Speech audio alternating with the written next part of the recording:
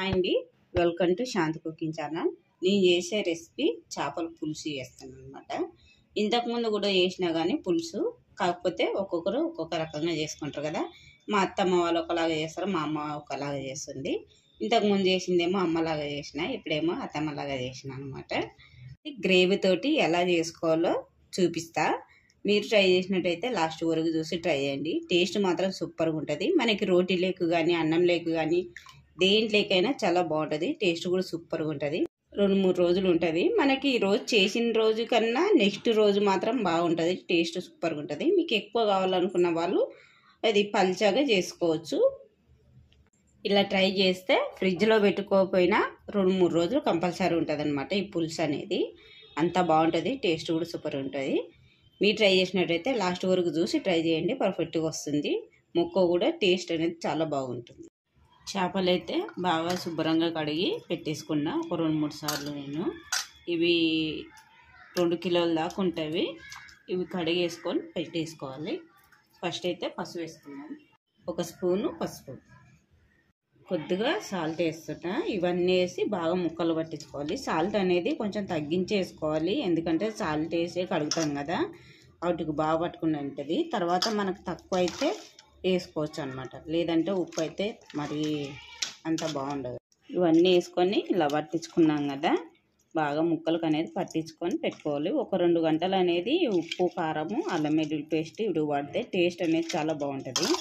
ఇంతకుముందు కూడా చేపల పులుసు చేసిన, కాకపోతే ఒకరొకరు ఒక్కొక్కలాగా చేసుకుంటారు కదా. మా అత్త వాళ్ళ ఇంట్లో ఒకలాగా చేస్తారు, మా అమ్మ వాళ్ళ ఇంట్లో ఒకలాగా చేస్తారు అనమాట. ఇంతకుముందు చేసిందేమో అమ్మ వాళ్ళ ఇంట్లో చేసినట్టు, ఇదేమో అత్త వాళ్ళ ఇంట్లో చేసినట్టు ట్రై చేస్తుంది. పెట్టేసి కలిపేసుకొని ఒక 2 గంటలన్నా బాగా ఉప్పు, కారం, పసుపు ఈ ముక్కలు పడితే టేస్ట్ అనేది చాలా బాగుంటుంది. నెక్స్ట్ అయితే అవి బాగా నానలోపు మనకు మసాలా అనేది వాటికి ముక్కలు పట్టలోపు మనము ఒక పెద్ద ఉల్లిగడ్డ అనేది తీసుకొని బాగా చిన్నగా పెట్టుకొని మంట కాల్చుకోవాలన్నమాట మొత్తము. మీ దగ్గర చిన్న చిన్న ఉల్లిగడ్డలు ఉంటే ఒక 2-3 అన్నీ పెట్టుకోవచ్చు. నేనైతే పెద్ద ఉంది కదా అని ఒకటే పెట్టేస్తున్నా. ఇదైతే బాగా కాలింది కదా, కాలిన తర్వాత ఉల్లిగడ్డ తీసేసుకోవాలి. అది ఉల్లిగడ్డ తీసేసుకున్న తర్వాత నెక్స్ట్ అయితే మిర్చి పెడుతున్నా. కొంచెం లైట్గా కాల్చుకుంటే సరిపోతుంది. నేను కారం బదులు అది ఎండిమిర్చి చేస్తున్నాను అనమాట. దాంట్లోకి లైట్గా ఇలా కాలిన తర్వాత తీసేసుకోవాలి. మనకి కారం ఎంతైతే కావాలో దాన్ని బట్టి మిర్చి తీసుకోవచ్చు. నేను 10-12 మిర్చి తీసుకొని కాల్చుకుంటున్నాను అనమాట. అయితే ఇలా కాల్చుకొని పక్కకు పెట్టేసుకుంటాము. నెక్స్ట్ చింతపండు, మనకి దీనికి అవి ఇలా ఉంటాయి కదా చెత్తగాన, అవన్నీ తీసేసుకొని ఇది నానబెట్టేసుకోవాలి. మనకి చేపలైతే ఎన్నైతే తీసుకున్నామో దాన్ని బట్టి పులుపు తీసుకోవాలన్నమాట. తీసుకొని మనకి ఎన్నైతే కావాలో దాన్ని బట్టి వాటర్ పోసుకొని నానబెట్టేసుకోవాలి. ఒక అరగంట ముందు నానబెట్టుకుంటే గుజ్జు అనేది బాగా వస్తుంది అనమాట తీసుకోవడానికి.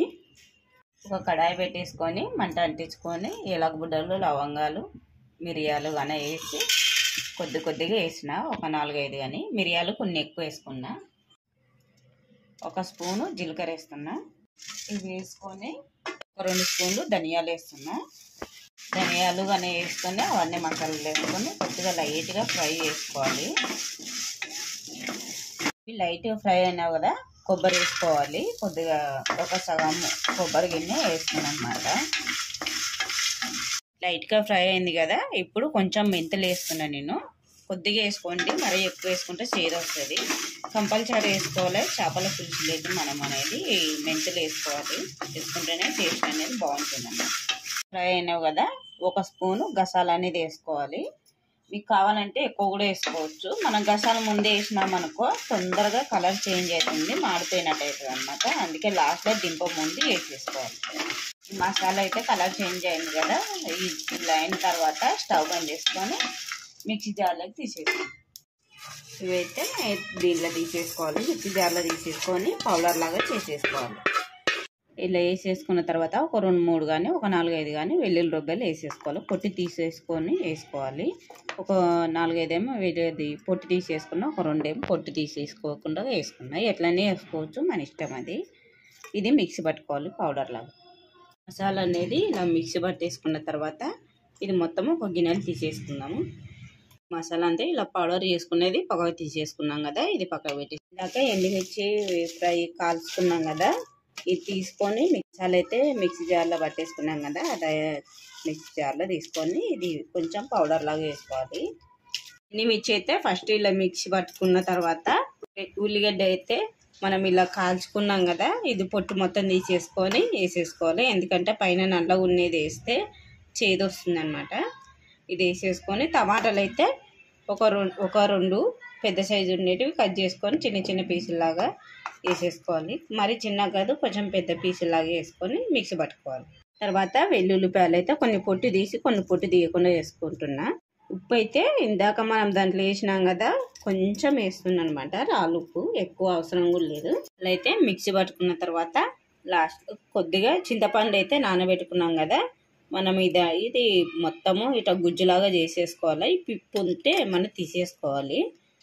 ఇగో ఇలా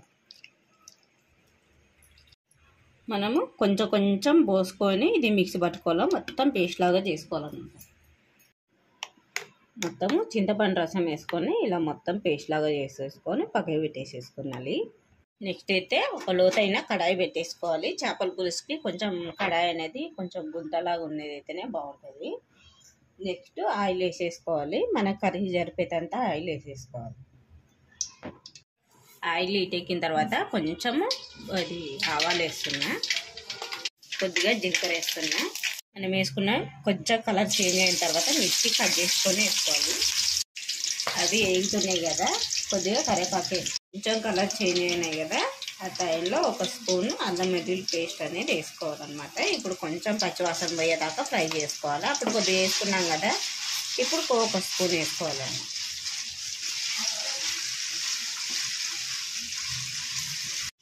ఇది అలా ఫ్రై అవుతుంది కదా, అల్లం వెల్లుల్లి పేస్ట్ అనేది పచ్చివాసన పోయేదాకా ఉంచుకొని పసుపు వేసుకోవాలి ఒక స్పూన్. ఇందాక దాంట్లో వేసుకున్నాం కదా, చూసి వేసుకోండి, తక్కువ వేసుకోవాలి. ఇదైతే అల్లం వెల్లుల్లి పేస్ట్ అనేది పచ్చివాసన పోయేదాకా ఉంచుకొని మనం ఇందాక మిర్చి ఇది ఉల్లిగడ్డ కానీ కాల్చినది కానీ వేసుకున్నాం కదా, మిక్సీ పట్టుకున్నాం, దీంట్లో వేసేసుకోవాలి. మనం ఇందాక మిక్సీ పట్టుకునేది కానీ చింతపండు కానీ దీంట్లో వేసేసుకున్నాం కదా, మొత్తం ఇది పచ్చివాసన పోయేదాకా ఫ్రై చేసుకోవాలన్నమాట. ఇది ఆయిల్ అనేది మొత్తం పైన తేలాలి, అప్పుడైతేనే మనకు మంచిగా ఫ్రై అయినట్టు. అంటే ఆయిల్ అనేది పైనకి తేలుతుంది కదా. మనం ఇందాక మసాలా అనేది ధనియాల పౌడరు కానీ పెట్టుకున్నాం కదా, ఇది ఒక 2 స్పూన్లు అంతా ఇప్పుడు వేసేయాలా, మళ్ళీ ఒక 2 స్పూన్లు తర్వాత వేసేసుకుందాము. ఇది కూడా వేసేసుకొని కొంచెం పచ్చివాసన పోయేదాకా ఫ్రై చేసుకున్నాం. మనము ఇది పచ్చివాసన పోయేదాకా ఫ్రై చేసుకున్నాం కదా, ఇలా అయితే సరిపోతుంది. మరి ఎక్కువ కలర్ చేంజ్ కావాల్సిన అవసరం ఏమి ఉండదు. ఈ టైంలో మనం వాటర్ పోసేసుకున్నాము. కర్రీ సరిపోయేంత వాటర్ పోసేసుకోవాలి. వాటర్ అయితే మన కర్రీకి ఎంత అయితే కావాలో దాన్ని బట్టి వాటర్ తీసుకోవాలి. ఇలా వాటర్ పోసుకున్న తర్వాత ఒక మరుగు వచ్చేదాకా ఉడికించుకోవాలి. ఈ టైంలో కొంచెం చూసుకోండి ఉప్పు కారం సరిపోయిందా లేదా అనేది. కొంచెం నంజు చూస్తే మనకు ఉప్పు అయిందా లేదా అనేది తెలుస్తుంది అనమాట. కారం సరిపోకపోతే కూడా వేసుకోవచ్చు. నాకైతే ఉప్పు సరిపోలేదని కొద్దిగా ఉప్పు వేసుకుంటున్నా. మూత పెట్టేసుకొని ఒక ఉడుకు వచ్చేదాకా ఉడికించుకున్నాం. ఇప్పుడైతే ఉడుకుతుంది కదా, ఇంకా మిగిలిన మసాలా ఉంది కదా, అది కూడా వేసేసుకోవాలి. మొత్తము వేసేసుకొని కలిపేసుకోవాలన్నమాట. మనం ఇందాక ముక్కలు అనేది కలిపి పెట్టుకున్నాం కదా దీంట్లో తీసేసుకోవాలి. ఈ ముక్కలన్నీ మొత్తం దీంట్లో వేసేసుకోవాలి.